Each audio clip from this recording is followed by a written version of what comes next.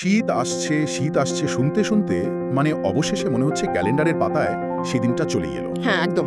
আচ্ছা, তাহলে প্রথমে যে বিষয়টা কুয়াশা। রিপোর্ট বলছে আগামী দুদিন গঙ্গাপাড়ের পশ্চিমবঙ্গে সকালের দিকে হালকা থেকে মাঝারি কুয়াশা থাকবে। আচ্ছা। আর দৃশ্যমানতা কমে আসবে প্রায় ৯৯ থেকে ২০০ মিটারের মধ্যে। ও, এটা তো বেশ কম। হ্যাঁ, আমারও তাই মনে হলো। এই যে ১০০-২০০ মিটার দৃশ্যমানতা, এটার মানে সাধারণ মানুষের জীবনের প্রভাবটা ঠিক কেমন হতে পারে? এটা একটা খুব ভালো প্রশ্ন।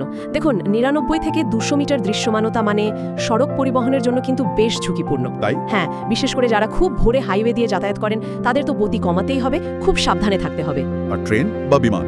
বিমান চলাচলে প্রভাব পড়ার জন্য দৃশ্যমানতা সাধারণত এর থেকে অনেক কম হতে হয়। তো এখনই হয়তো বিমানবন্দর বন্ধ হওয়ার মতো পরিস্থিতি নয়। আচ্ছা, কিন্তু রাস্তায় বাড়তি সতর্কতাটা খুব জরুরি। বেশ, তাহলে ভোরের দিকে চালকদের জন্য একটা সতর্ক বার্তা থাকছে। কিন্তু এই কুয়াশার চাদরটা সরলেই তো আসল মেজাজটা বোঝা যাবে, মানে তাপমাত্রা। ঠিক। সেই দিকে রিপোর্ট কি বলছে? এখানেই আসল চমকটা অপেক্ষা করছে। তাই নাকি? হ্যাঁ, রিপোর্ট বলছে আগামী ৪ দিনের মধ্যে উত্তরবঙ্গে তাপমাত্রা কমবে প্রায় ২ থেকে ৩ ডিগ্রি সেলসিয়াস। আচ্ছা, কিন্তু দক্ষিণবঙ্গে সেই পতনটা আরও বেশি, প্রায় ৩ থেকে ৪ ডিগ্রি। বলেন কি, দক্ষিণবঙ্গে ৪ ডিগ্রি? হ্যাঁ, আর এই যে রিপোর্টের শিরোনামে কুলিং ট্রেন্ডের কথা বলা হয়েছে, এটা তো তারই একটা জোরালো প্রমাণ, তাই না? ঠিক ঠিক। আমি তো ভাবছিলাম এবারে শীত হয়তো একটু দেরিতে আসবে, কিন্তু আপনার কথা শুনে মনে হচ্ছে আমার ধারণা ভুল ছিল।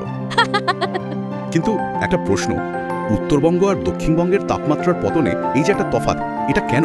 হ্যাঁ, এই তফাৎটা অনেক সময় দেখা যায়।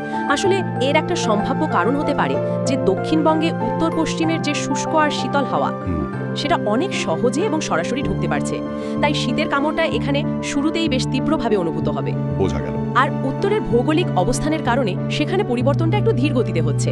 আচ্ছা, তাহলে যদি পুরো সপ্তাহটার কথা ভাবি, আবহাওয়াটা কেমন থাকবে? কোনো ঝড় বৃষ্টির সম্ভাবনা? না না, সেই দিক থেকে একদম নিশ্চিন্ত থাকা যায়। যাক, বাঁচা গেল। রিপোর্ট অনুযায়ী আগামী এক সপ্তাহ আবহাওয়া মূলত শুষ্ক আর শীতল থাকবে। আর সবচেয়ে বড় স্বস্তির খবর হলো রাজ্যের কোথাও কোনো রকম সতর্কবার্তা নেই। বাহ, এটা তো খুব ভালো খবর। সব মিলিয়ে যদি দেখি তাহলে ছবিটা বেশ পরিষ্কার। প্রথম দুদিন গঙ্গাপাড়ের অঞ্চলে একটু কুয়াশা, তারপর রাজ্য জুড়ে তাপমাত্রার একটা লক্ষণীয় পতন, এবং তারপর একটা স্থিতিশীল মনোরম শীতল সপ্তাহ।